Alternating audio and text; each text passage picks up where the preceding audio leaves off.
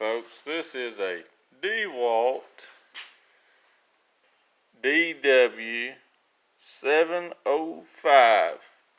It's a chop saw, and what we've got here, look at this.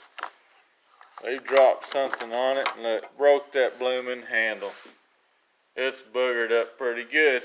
The good news is you can get a hold of DeWalt and voila!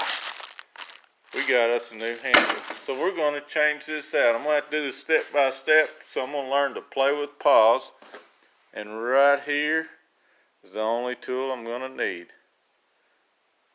Alright, we're going to pause this. I'm going to take each one of these screws out. Then I'll bring you back up to speed. Alright, here we are back with you. As you can see, it was broke really good. Now, there's 8 screws total. You got 4 in that part of the handle, 4 in this other part.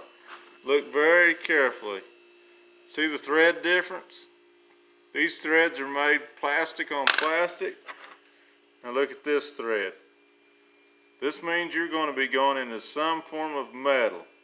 So make sure you keep your screws separate and know which ones came from which direction. And here's all of this. We'll be taking these 2 screws out because we've got to pull this whole wiring harness down to put the new piece in. Show you the next step in a minute. Alright, now what I had to do, we'll put this here. I had to take 2 screws out here, 2 out of your handle, and of course, here's your handle lever that was right in this area. And then right here was a little bitty washer that locks in right there. And there too, keep your screws separate. Pay attention how your whole harness is in.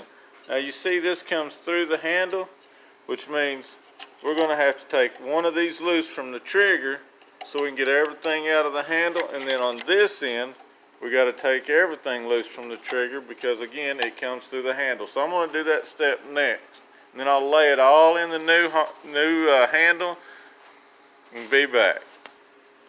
Okay, you see where my screwdriver's stuck down in? There's one more screw right down in here that goes into the main frame. You have to get that off before you can lay the new handle on with the harness in it. Alright, as you can see, we got the wiring harness in the new handle. The next step's just to put those screws in the right locations in those holes. And you're done with this booger. She's ready to roll.